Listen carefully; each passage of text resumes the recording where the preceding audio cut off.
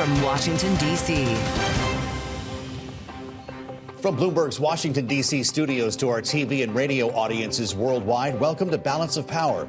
Alongside Kaylee Lines, I'm Joe Matthew. Tonight, inflamed political tensions after a heated encounter. California Senator Alex Padilla forcibly removed and handcuffed when he tried to confront Homeland Security Secretary Kristi Noem as she briefed reporters on the federal immigration crackdown in L.A. We'll have reaction to the stunning moment captured on video when California Congressman and Congressional Hispanic Caucus member Sam Liccardo and Delaware Senator Coons join us. Plus, the Mideast at an inflection point. A series of moves in the region pointing to a potential escalation amid news reports now that Israel appears ready to attack Iran. The U.S. now evacuating personnel from Iraq as tensions with Iran rise despite multiple rounds of talks. What could happen next and the role the U.S. could play. And the tragedy in India after a plane en route to London crashed, killing over 200 people in the first complete loss of a Boeing 787 Dreamliner. The developments throughout the day and the investigation underway up ahead. But we begin tonight with the drama surrounding Democratic Senator Alex Padilla of California, who earlier today was forcibly removed from a press conference, handcuffed and detained after trying to confront Homeland Security Secretary Kristi Noem. The senator then met with the secretary shortly after that altercation and spoke to the press about the incident. If this is how the Department of Homeland Security responds to a senator with a question, you can only imagine what they're doing to farm workers, to cooks, to day laborers out in the Los Angeles community and throughout California and throughout the country. Secretary Noem herself also reacted immediately after meeting with Padilla, saying to Fox News, quote, "This man burst into the room, started lunging towards the podium, interrupting and elevating his voice, and was stopped, did not identify himself, and was removed from the room. So as soon as he identified himself, appropriate actions were taken."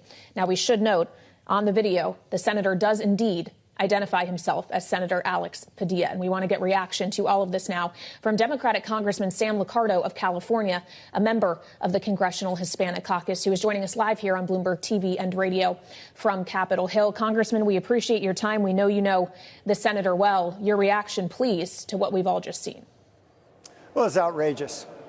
This is what authoritarian regimes look like, and they only happened because of accomplices who are willing to allow authoritarianism to continue. I know Alex Padilla to be among the most mild manner of colleagues. He's a graduate of MIT with an engineering degree. One time in his career, he was one of those guys who had plastic protector over his pockets. This is not somebody who should be arrested. And by the way, it's a federal offense. It's a crime to assault a member of Congress in the way that Senator Padilla was assaulted. So what has happened is a crime, and I certainly hope that this administration treats this as a crime rather than however they treated, for example, those on January 6th that they decided to pardon.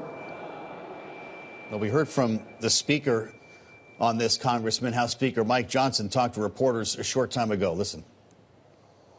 The Senate does its disciplinary actions over there, and we do ours over here. We have a certain set of measures, as you all know, and it ranges from censure to removal from committees to ultimately expulsion from the body. And do you support that for the senator? It's not my decision to make. I'm not in that chamber. But I do think that it merits immediate attention by their colleagues over there, and that they need. I think that behavior at a minimum is it rises to the level of a censure. I think there needs to be a message sent by the body as a whole that that is not what we are going to do. That's not how we're going to act. We're not going to have branches fighting physically and having senators charging cabinet secretaries. So there's the other side of the narrative here, Congressman, and we did hear from Homeland Security on this, saying that Senator Padilla chose disrespectful political theater and interrupted a live news conference. I know that Democratic senators have been busy pushing back on this. Senator Booker on the floor, among others, making some impassioned statements. But what's your thought on this? The way the speaker is looking at this, Alex Padilla did something wrong. Yeah, I think some facts are probably helpful to insert here. Like the fact this is a federal building where Alex Padilla works. This is where his office is located. Alex Padilla wasn't charging into some location where he had no right to be. He is a sitting U.S. senator in his own office building, and he certainly has the right to confront a member of the cabinet or any other member of this administration with a question. These are questions that are critical to ask because Senator Padilla represents 40 million Californians and tens of millions more Americans who are demanding these questions be answered. Well, Congressman, it's with your membership of the Congressional Hispanic Caucus that I ask you, do you think race had any role to play in how exactly the events of today went down? I don't want to interject any suspicion about motivations that I can't possibly know about. What I do know is that 2 members of Congress now have been assaulted, one, in fact, indicted, and of those of us who've watched the video still can't understand what she's being charged for. But nonetheless, I'm a former criminal prosecutor, and I can tell you I would clear my desk as a federal prosecutor to charge those 2 security personnel who assaulted Senator Alex Padilla. I want to see real accountability in this administration. Do we know who those people were? Or these were, in fact, private security officers as opposed to plainclothes police officers? Yeah, I don't know, and I don't want to speculate. But I do know that Section 351 of Title 18 makes it a federal offense to assault a member of Congress. It's a misdemeanor. If you cause injury, it's a felony. Someone should be charged. Well, Congressman, as we consider people have been charged, obviously hundreds of arrests have been made in Los Angeles, and the ongoing protests and the actions of the administration around them do provide the backdrop to what we saw take place today. When we consider President Trump has still not ruled out invoking the Insurrection Act, that we are still awaiting the results of a hearing which could ultimately prove critical in deciding whether the administration has the authority to keep Marines on the ground in Los Angeles. How do you expect the situation to proceed from here? Will it de-escalate anytime soon? Well, we saw what happened when Trump attempted to do this back in 2020. At the time, we had a Pentagon and a defense secretary who stood up and said no. They valued their country over their position. The real question is, are we going to see that kind of courage now, either from Republican leadership in Congress or from members of the military and the defense? Clearly, we're not seeing that from this defense secretary. It is their job to understand in the military Code of Justice, which says you do not obey an unconstitutional order. And in this case, we know that the use of the military for urban policing is illegal. And it seems to me that this is a very concerted effort by this administration to provoke a reaction. And it's important for all of us to tell everyone who's out there protesting, and I'll be out there on Saturday, please keep it peaceful.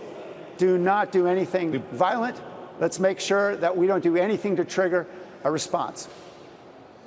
We've been reading remarks from Secretary Noem, Congressman, after the incident today. She did have this to say about what took place. Homeland Security Secretary Kristi Noem, listen.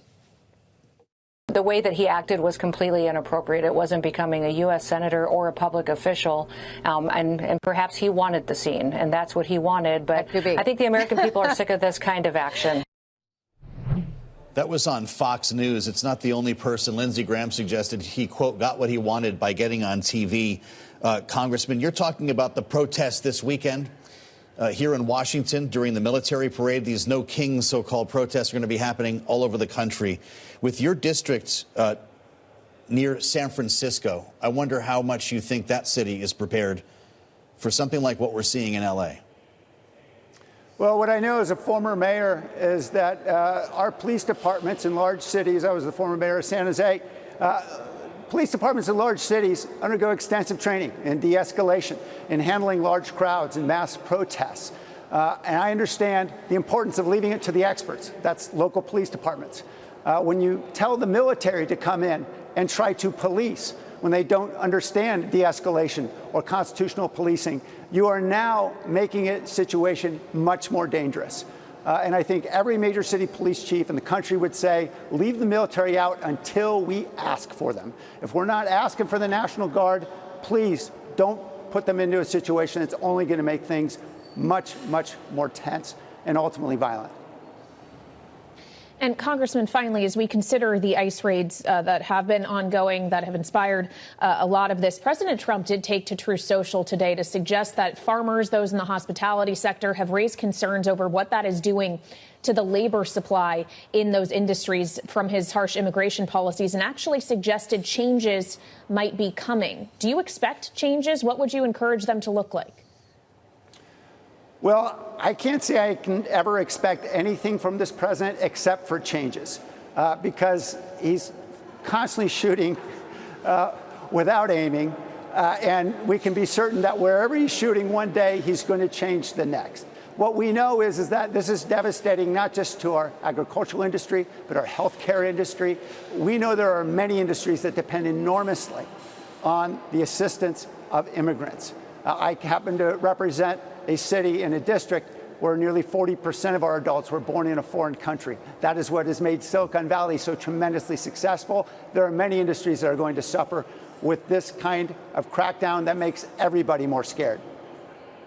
It's good to have you, Congressman. Democratic Representative Sam Liccardo of California, thanks for being part of our conversation today. It's a conversation that we've been having throughout the day. We spoke this afternoon, a short time ago, in fact, with Democratic Senator Coons of Delaware about this incident.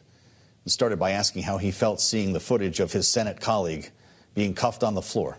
Here's our conversation. Joe, I've just watched the video of an alarming, even disgusting display of force to remove my friend and colleague, Senator Alex Padilla, from Secretary Noem's press conference, wrestle him to the floor, and then force him into handcuffs and detain him. From the video I've just viewed, he clearly identifies himself as Senator Alex Padilla. And frankly, for your viewers who don't know this, oversight is a critical part of our job here in Congress. We have the right to go into any ICE facility. We certainly have the right, even the obligation, to ask questions of the members of President Trump's cabinet. Just yesterday, in my role on the Appropriations Committee, I had the Secretary of Defense in front of me for 2 hours where senators of both parties asked pressing questions. I am waiting, getting full details on exactly what happened, but my understanding is that Alex is okay, that he was detained, not arrested. But frankly, how this plays out is going to be essential to the next step in our democracy. The Trump administration has made a big mistake here. They should not assault, wrestle to the ground, and handcuff a U.S. senator trying to ask a question at a press conference. And I can't imagine how they will explain this as in any way something other than a grave mistake and a misuse of force. I expect they will apologize to Senator Padilla, and if instead they charge him, then I think we're headed in a very dangerous direction indeed. Well, so when we consider what can be done to alter that direction, Senator, knowing you have a seat on the Judiciary Committee, what is the recourse here for you and your colleagues up against this administration? Look, frankly, the most important thing is for a few Republicans to recognize this moment and to stand up for the prerogatives of the Senate, not of their party. Already one has put out a statement, but if we as senators can be so roughly mishandled, so disrespected and mistreated in trying to ask a question of the cabinet, that sets a terrible precedent and challenges our role as federal legislators and representatives of our states. Look, there was a similar incident in New Jersey just, I think, a week or two ago. If members of Congress can't get into and observe and ask questions about conduct of federal agencies and federal facilities, we're headed in a very bad place indeed. So on the Judiciary Committee, to your question, Kayleigh, we should convene, we should have a hearing, we should have Senator Padilla speak to our committee about his experience and what happened, and we should call for or demand a presentation to our committee by Secretary Noem and her security detail so we can get to the bottom of what has just happened in Los Angeles. Well, Homeland is, of course, already out with a statement on this, Senator. And I know that you said you saw the video. Homeland Security says Senator Padilla chose disrespectful political theater, interrupted a live news conference, and lunged towards Secretary Noem. How do you react to that? I frankly find that hard to believe. I know Senator Padilla well. He is a gentle and caring and compassionate and capable senator, an MIT-educated engineer, a former member of LA City Council, and the Secretary of State of California. The idea that he in any way threatened Secretary Noem, that he lunged at her, and that justified the violence with which he was treated and disrespected. Look, here's the good news. I'm sure it's all on camera. So I look forward to reviewing the evidence, but I think that the Secretary, her security detail, and the administration will make a profound mistake if they see this as anything justified or appropriate and try and spin it in that direction.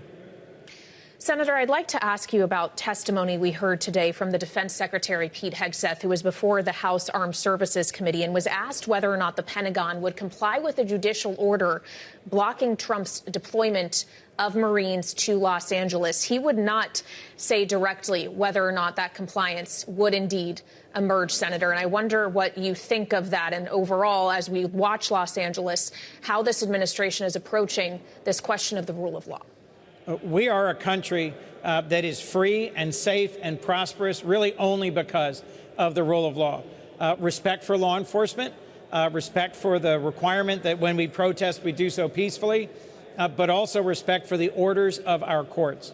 And so for Secretary Hegseth to decline to say clearly he will obey the orders of any federal court is an alarming signal.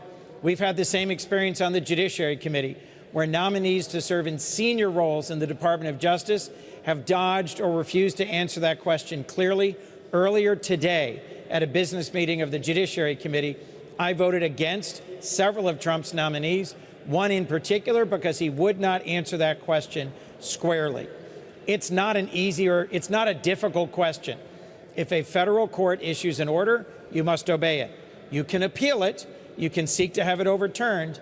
But as long as it is a valid federal court order, you must obey it. That's what it means to be a lawyer, as I am, to be a member of the Judiciary Committee, frankly, to be any part of our federal government. Rule of law requires that we obey the orders of federal courts, and Secretary Hegseth could have answered that question simply and set this aside. Sounds like there are big plans at the Pentagon to potentially move beyond Los Angeles. Senator Pete Hegseth also said, quote, if there are other riots in places where law enforcement officers are threatened, the Pentagon will surge troops into other cities. How many cities should we be prepared for? What if the Trump administration ignores the courts on this and keeps boots on the ground in American cities? Look, we've got a law on the books for a very long time now that says our armed forces, the men and women of our armed forces, should not be used in domestic law enforcement. And President Trump and some members of his administration have pushed up against that boundary. Local law enforcement, the chief of the LAPD, the mayor of Los Angeles, the governor of California, made it clear that they had the situation under control. There were protesters who committed acts of violence and were arrested. It did not require thousands of National Guard troops. And so that statement by Secretary Hegseth in front of my subcommittee yesterday in response to a question from Senator Schatz is gravely concerning because it suggests they are preemptively preparing to deploy National Guard troops, in many cases over the objection of their governors, to try and quell domestic dissent. Imagine how many strongmen or dictators around the world will be encouraged or cheered by the scene of Americans protesting peacefully with National Guard troops or, and I hate to even think of this, active duty troops used to suppress those protests. We should not cross that line. That should not happen in this country. Protesters need to be peaceful. And Democrats, all of us who are elected, need to be very clear that we only support peaceful protests. But amping up the temperature and elevating the level of alarm in this country by proactively saying that National Guard troops will be mobilized throughout the country is not constructive. And President Trump saying that any protesters who come out against the military parade here in Washington this weekend will be met with a show of force was not a good statement by him either. If there are protests against the military parade because it's on President Trump's birthday, they should only be peaceful. But frankly, This is a country where those of us who intend to stand up for the rule of law, who intend to challenge some of the decisions and actions of our president, need to do so peacefully, but to be clear-eyed about the risks in the weeks and months ahead. That was Democratic Senator Coons of Delaware. Coming up here on Balance of Power, there's at least one survivor in that deadly Air India crash that killed more than 200 people. We'll bring you the latest reporting. But first, President Trump's latest critique of Fed Chair Jerome Powell, an admission that his immigration crackdown is leading to labor shortages. We'll discuss that next, right here on Bloomberg TV and radio.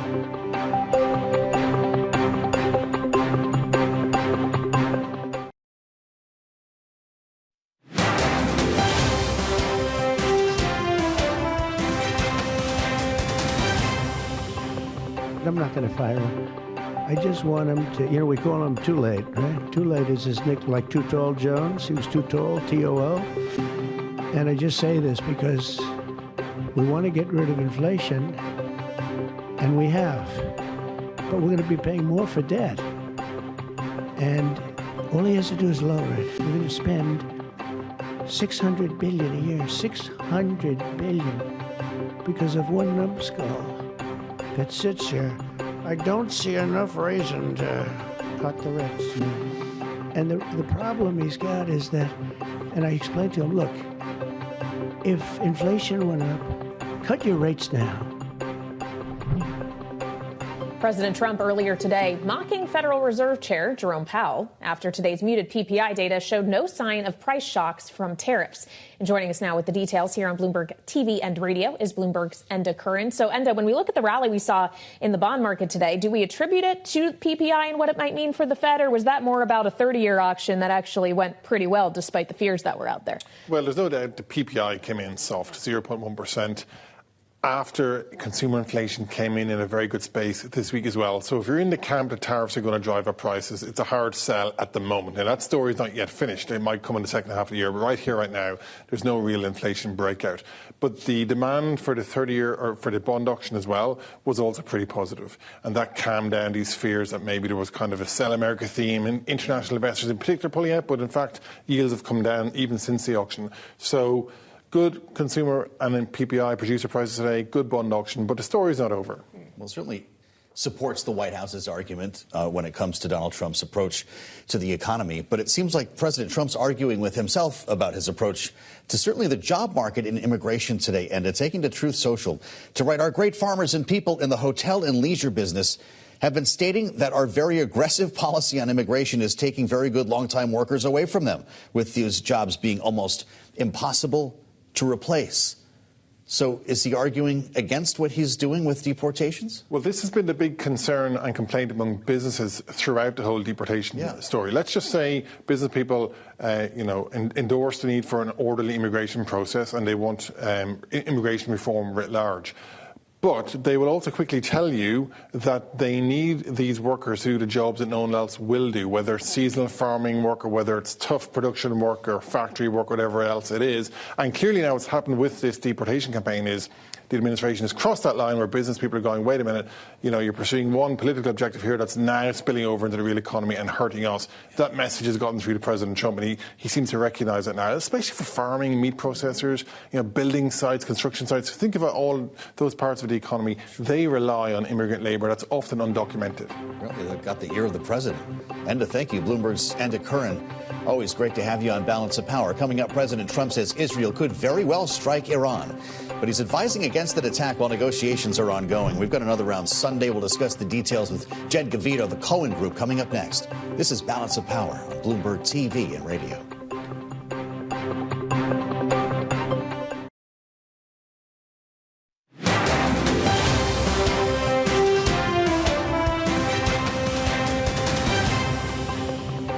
Iran cannot have a nuclear weapon. Other than that, I want them to be successful. I want to have an agreement with Iran.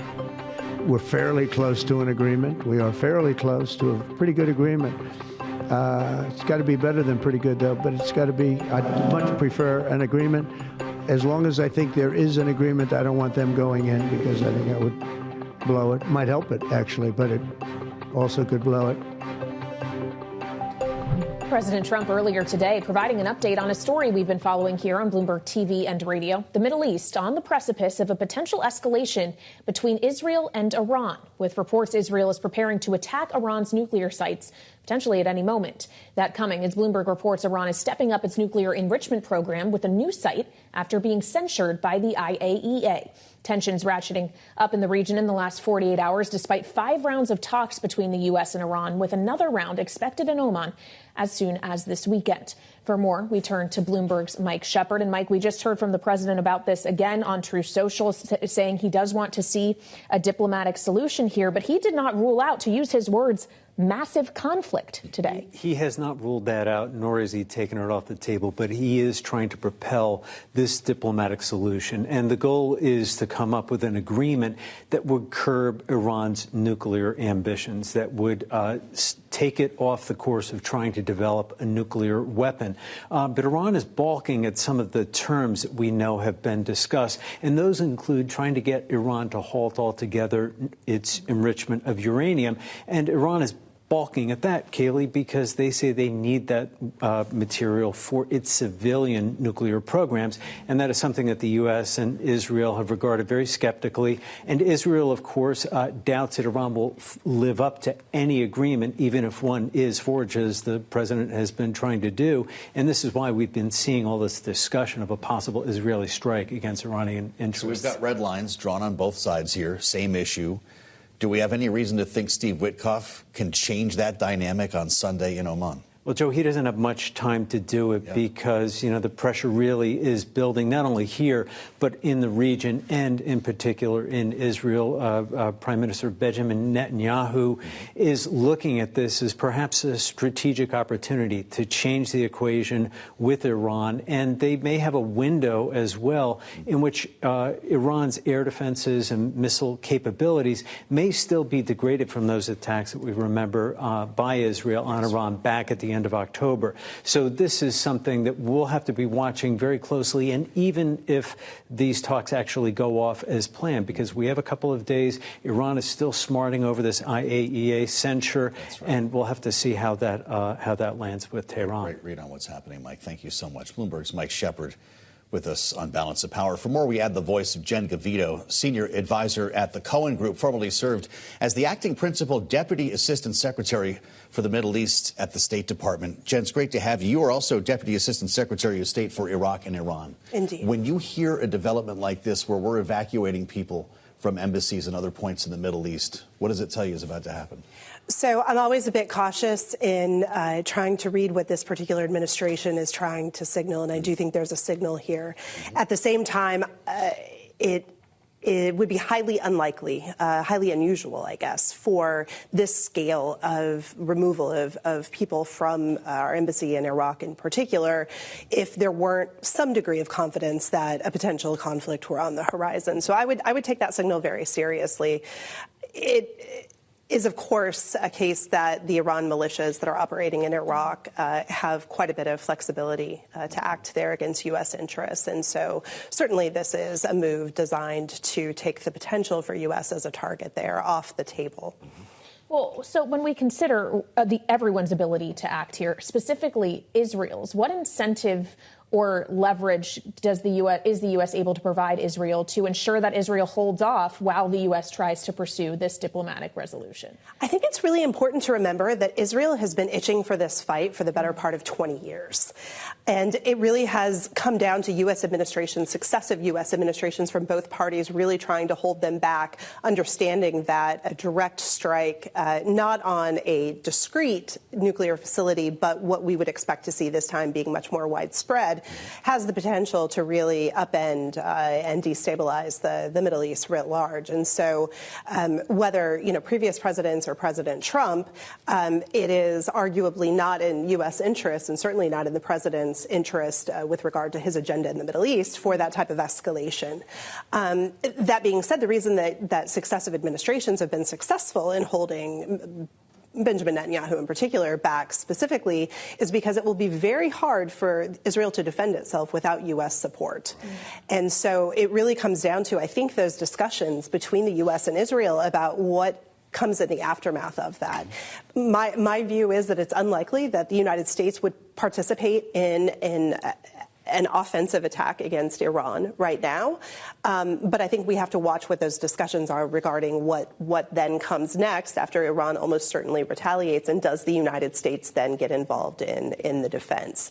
If the United States is not prepared to do that, then I think Benjamin Netanyahu has a real challenge on his hands. So the big question everyone, of course, is asking, is this bluster, or are we really preparing for something here? And the Trump administration does have a bit of a pattern, as we've seen with Russia-Ukraine talks, for instance, making a big splash on the eve of a round of talks. They're going to be in Oman on Sunday.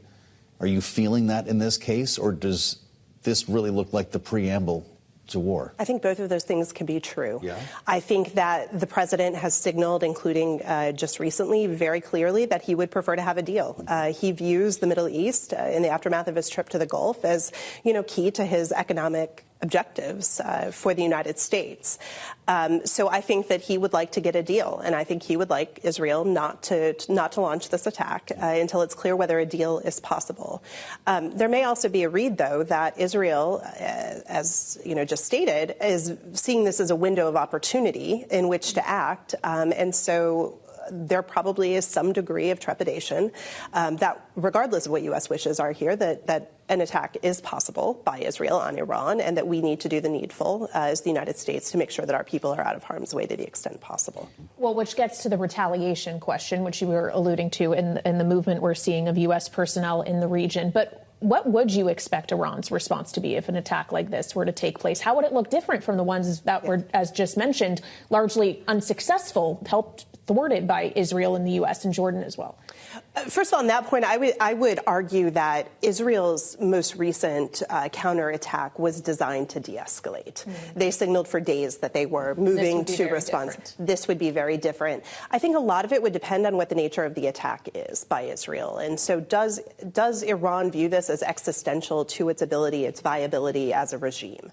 I think that would guide what their response is. And so it's really hard to say right now, but they have weapons at their disposal. They have proxies, including the Houthis and the militias in Iraq that are still active.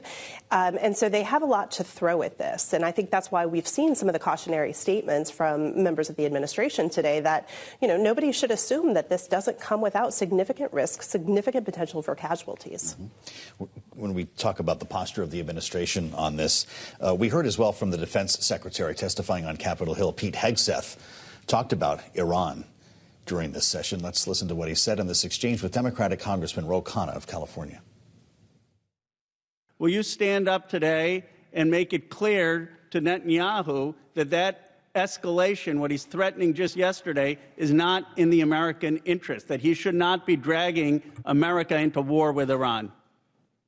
Well, Congressman, that question included a lot of speculation.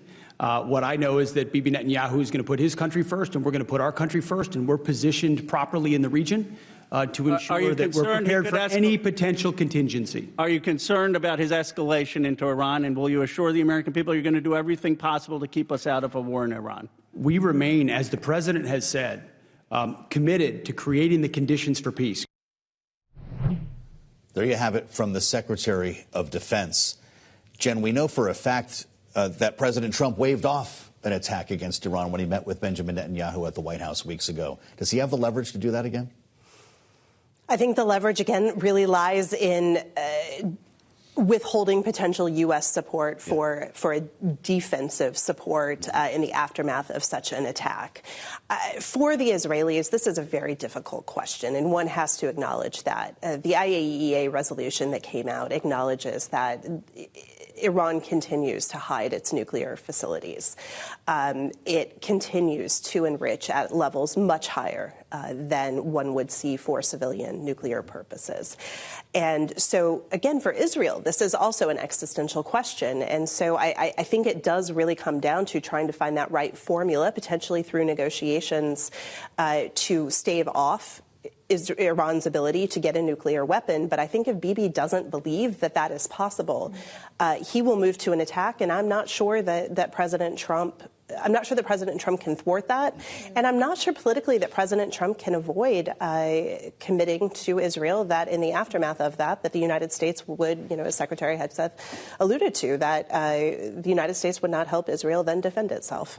Well, we did just get some reporting crossing from Axios. Barak Ravid reporting that the U.S. told Israel it will not participate in an Israeli strike on Iran. Gets to your point on participating in the offense versus defense. It's a story we'll have to continue to follow, and we thank Jen for her time and analysis. Jen Gavito, Senior Advisor at the Cohen Group and former Acting Principal Deputy Assistant Secretary for the Middle East at the State Department. We appreciate it. Now, another story we've been following here at Bloomberg is the deadly plane crash in India. All but one of 242 people on board a London-bound Boeing 787 Dreamliner operated by Air India, which crashed shortly after taking off in Ahmedabad. President Trump commented on the incident earlier today.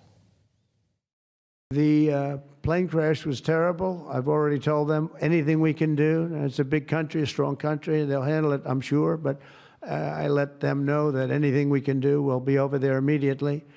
But it was a horrific crash. It looks like most are gone. They actually maybe have a couple survivors, which is just heard. But that was a horrible crash. Nobody knows. Nobody has any idea what it might be. For the latest now, we turn to Bloomberg's Shelley Banjo. So, Shelley, again, 241 lives at least lost here. We had no idea when we heard from President Trump earlier this afternoon as to the why. Are we getting any closer to that answer? How long will this investigation go on? Unfortunately, we're still nowhere close than we were, when this crash happened many hours ago in terms of the cause of what happened with the flight. We've got some experts weighing in, really looking at the videos. Right now, there are some working theories around, somewhat mechanical errors, pilot errors, things like that. It seems so far, early indications that it's not anything relating to Boeing's making of the plane or the GE of the engine, but it's anyone's guess right now. We had the head of the DOT come out and say, it's way too early to speculate, and anything that you've heard so far is mere speculation. Interesting. Shelley, this kicks off a series of events, whether it's here in the U.S. or abroad. The NTSB, of course, is getting into the act here. Boeing and General Electric, the two contractors involved in the aircraft, and the engines are involved. What happens next, and how do we coordinate with India on this? Yeah, right now there's people still on the ground, really trying to get focus on the survivors, trying to get people out. There had been one survivor. We're not sure how many, if there are any left. It's not just the 242 people on the plane, but the people that were in the area. It was night.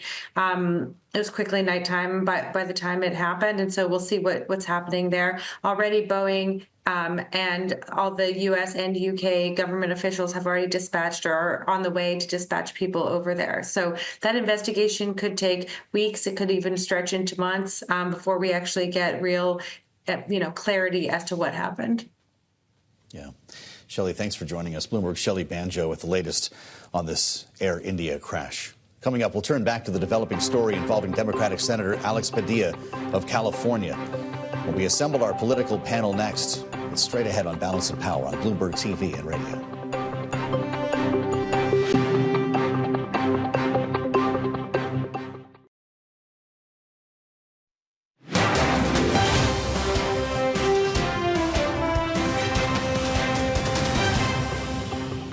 I watched with horror on this video, seeing these agents grab my colleague, my fellow senator from California, grab him, push him out of the hearing as he was identifying himself as a U.S. senator. There can be no justification of seeing a senator forced to their knees, laid flat on the ground, their hands twisted behind their back. If you see the video, at that point, he's not fighting, he's not pushing. Why aren't more people down here speaking up about this nonsense? This is ridiculous. We need a full investigation immediately as to what happened and who did what and what's going to be done to see that this doesn't happen again. So un-American.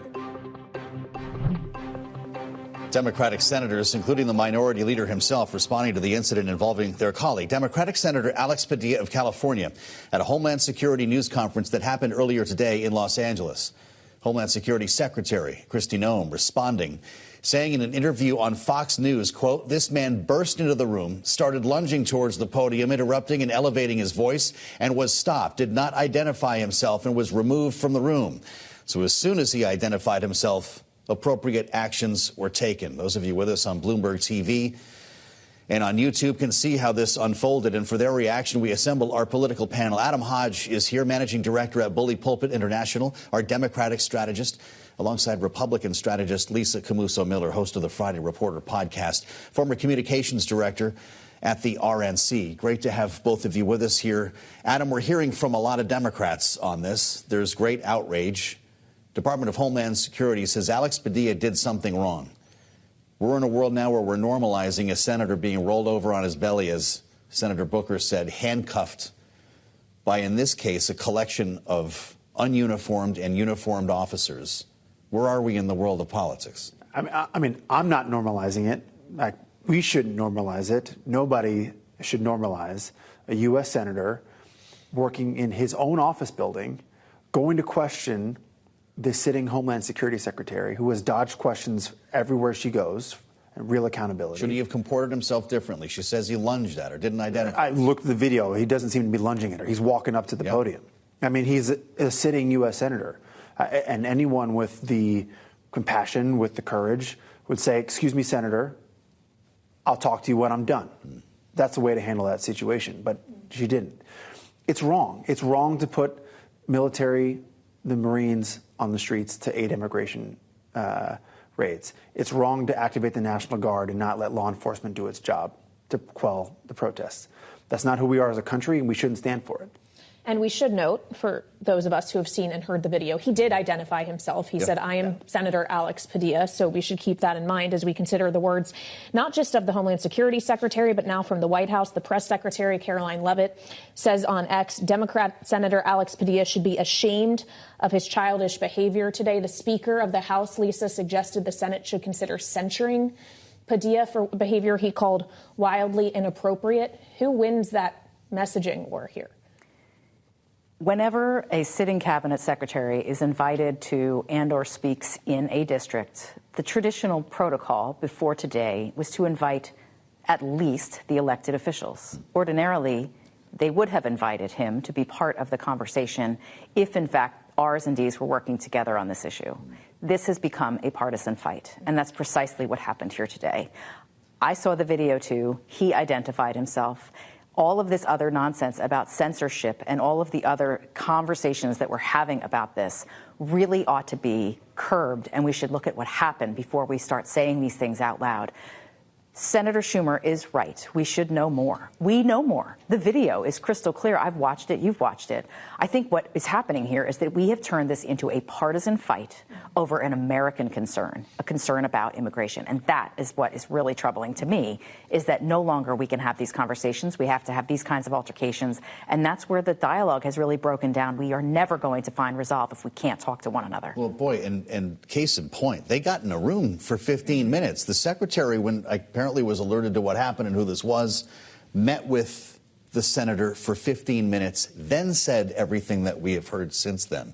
So obviously we have a complete breakdown in communication here. We don't know what was said in that room, Adam, but does this mark a new low here in Washington? It does, and quite frankly, I hoped we would never see this day, but I can't say I didn't expect that we would get here over the course of the Trump administration. You've seen lawmakers get arrested before they show up at protests. That's part of the act. This is different. How? This is different because not only did they throw him down on the ground violently and put him in handcuffs, but he was not acting as a threat. He clearly just walked up towards the podium. Mm-hmm.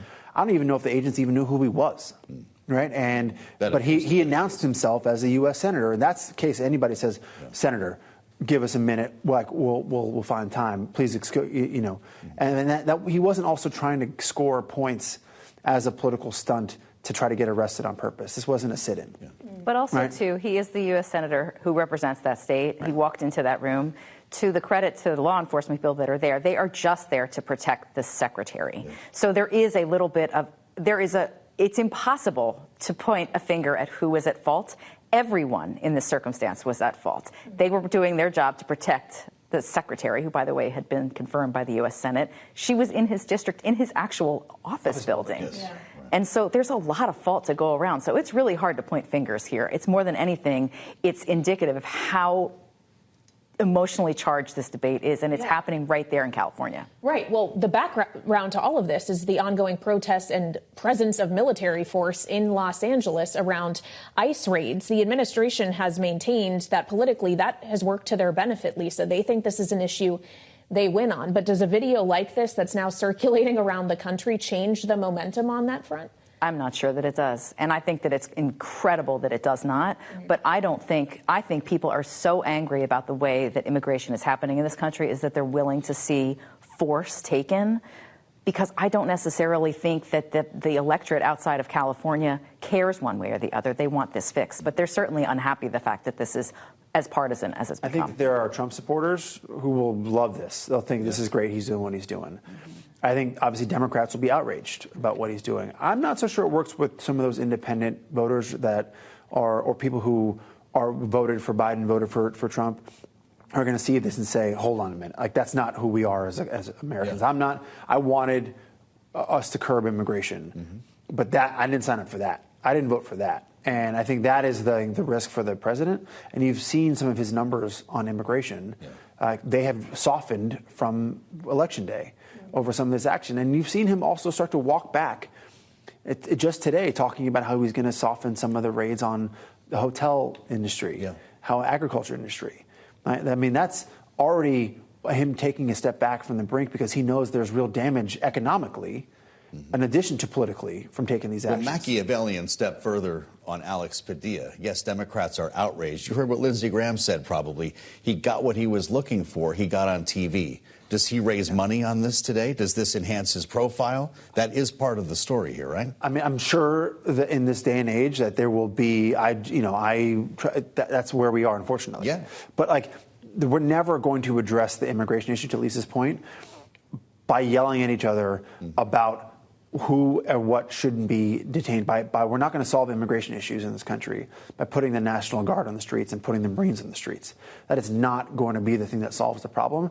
And so we're here having this political debate, and it will just extend, and that may be what some politicians want, but it's not what the American people should want. We have less than a minute left here, but this comes on the eve of the president's military parade, where he has promised if there are protests that they could be met with force. Lisa, does this potentially change that reaction function? I think that, if anything, it exacerbates it, and it certainly makes it so that people are even more angry for what is coming on Saturday. There are protests, and there is a parade in the celebration of the Army and the president. I definitely think that Washington could be a dangerous place this weekend. Wow. Civil protest is okay. Peaceful protest is protected in the Constitution. That's right. That's who we should be as a country. Right. All right, I agree. We'll leave it on that note. Adam Hodge, Lisa Camusa-Miller, we appreciate the conversation as always, and encourage you, for more of it, to check out the Washington Edition newsletter on the terminal and online. Thank you for joining us on Balance of Power and being part of our conversation here. This is Bloomberg. We'll see you back here tomorrow.